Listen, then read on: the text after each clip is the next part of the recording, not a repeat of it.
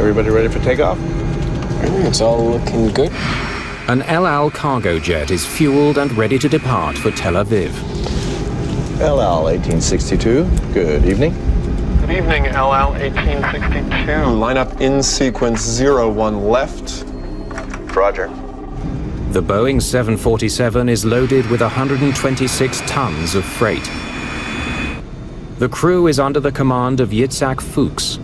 Like all El Al pilots, he earned his wings in the Israeli military.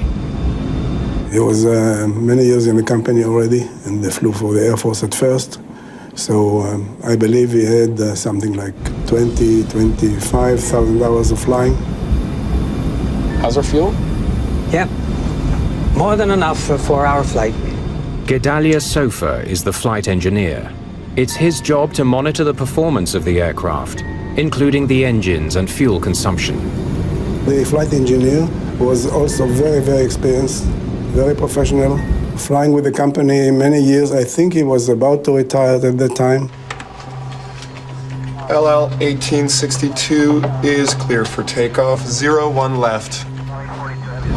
Clear for takeoff 01 left, Roger. Arnon, she's all yours. Thanks, Yitzhak. First Officer Arnon Ohad will be handling the controls for this flight. On the roll. The legs of the flight are divided by both captains and first officer to get the same experience. The freighter's 4 massive Pratt & Whitney engines pump out 200,000 pounds of thrust.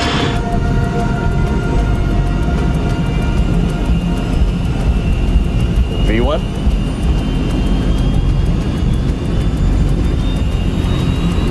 Rotate.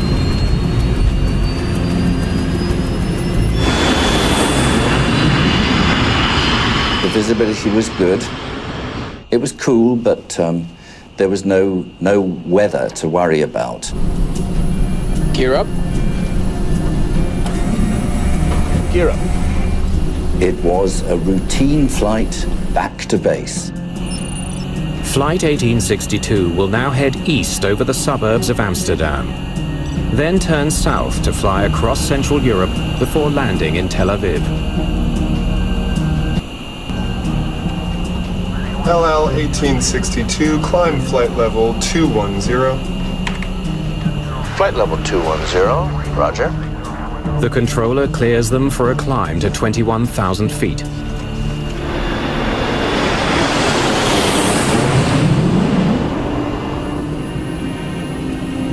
Engines are looking good. Climb power set. It's quite normal and routine climbing out of the airport. They were expecting to be home at about 4 hours.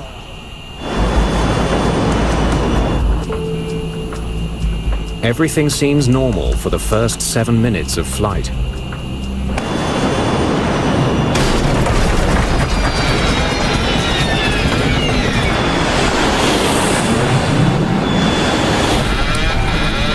What the hell? What happened was not only dramatic, it was completely sudden. There was no warning whatsoever. The 747 is rolling violently to the right, and the crew has no idea why. I have control. You have control. The captain takes over flying the plane. The wings are banking to the right. So far, what can you tell me? Engines 3 and 4 are out. Both engines on the right wing have suddenly died. This is a very dramatic situation. The wing where the engines have failed drops, and the other wing rises. We need to level off. Working on it. The captain struggles to bring the plane level. We're losing hydraulics on system 3. No, 3 and 4. Critical flight controls are failing. The hydraulics power the controls. This is such a big airplane that pilots can't control it with muscle alone. Full left rudder. The only way you can get the aircraft level and straight again is to put the rudder on with your left foot and try and pick up the right wing. Wings coming up.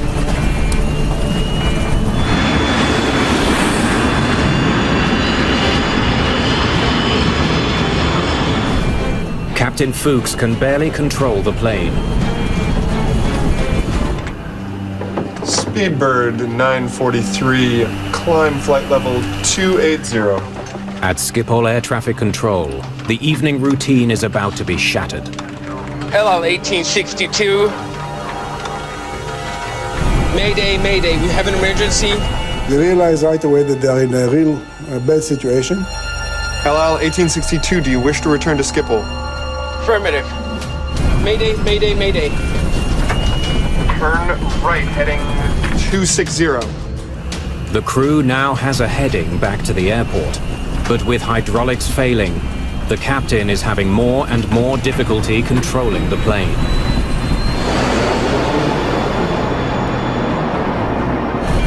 Watch your pitch.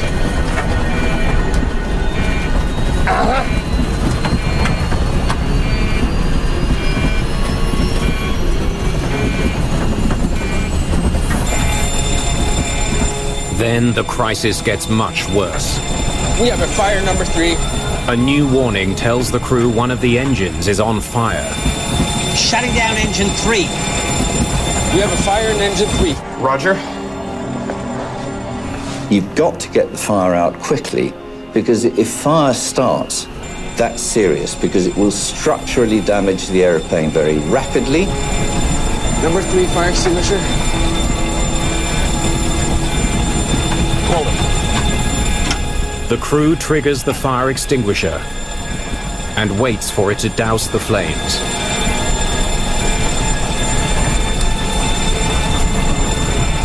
They had not only to keep control of this really stricken airplane, they also had to go through the routine for putting the fire out. Okay, we still have a fire warning. The procedure has no effect. The crew can't see their engines from the cockpit. They have no idea how bad the fire might be. When it doesn't work, we are getting into real pressure to put the aircraft back on the ground very quick. We need to land, see if they can get us down on runway 27. We have a fire in engine 3. Engine 3 and 4 inoperative. Request runway 27 for landing.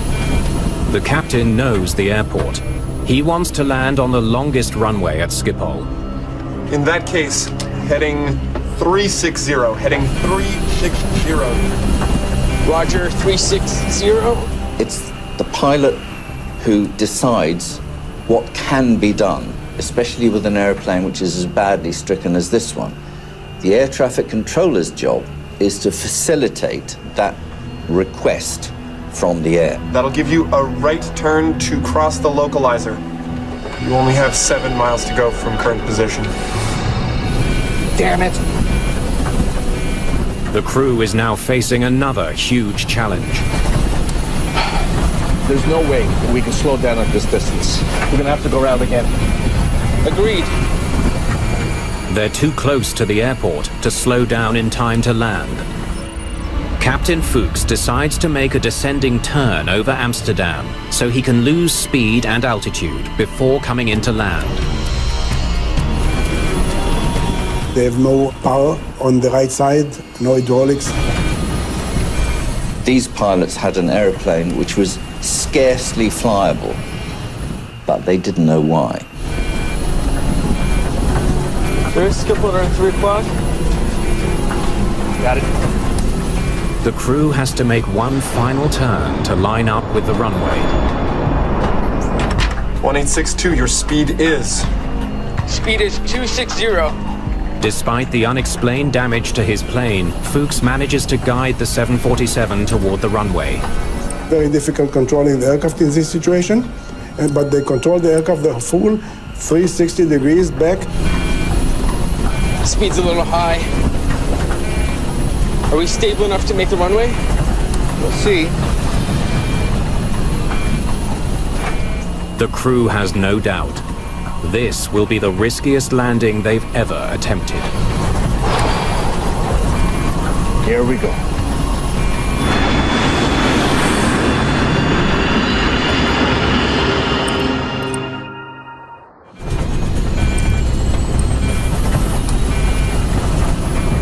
Flight 1862 is less than 3 minutes from landing. All right, let's get the gear down. Gear down, 3 green. Amsterdam's airport is tantalizingly close. Reducing speed. Captain Yitzhak Fuchs slows his plane and calls for the flaps. Flaps 2. He wants to increase the wing's surface area Flaps 2. to add lift at the slower speed he needs for landing. All right, nice and easy. Easy. Easy. No, no, no, no! We're losing it. The plane is once again rolling to the right, and this time it's worse.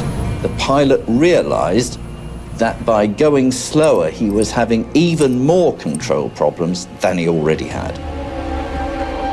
LL, further right heading 310. Heading 310. Controllers urge the pilots to correct their course to the runway.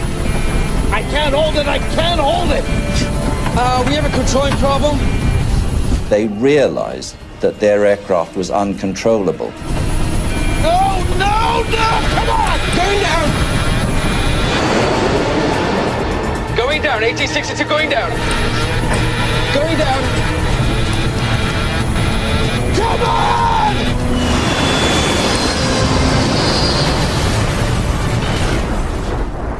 Hit the building and cut it like a knife.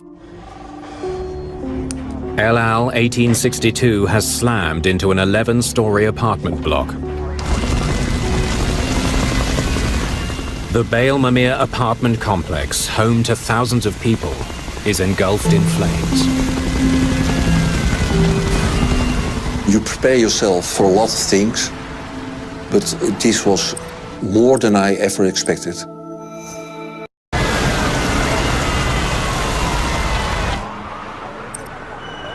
The next morning, daylight reveals the overwhelming scale of the disaster. It was traumatic to see